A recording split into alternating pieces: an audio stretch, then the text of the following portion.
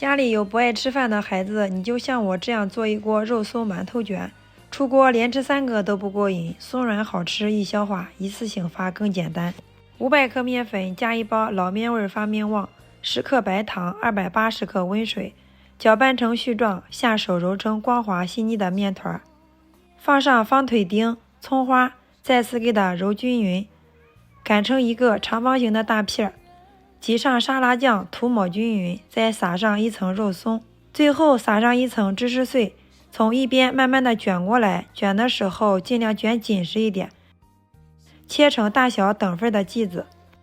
两头抹一层沙拉酱，再分别蘸上肉松，一个生胚就做好了。表面抹一层蛋黄液，撒一层黑芝麻点缀，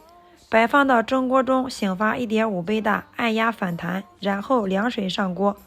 水开计时蒸15分钟，焖5分钟。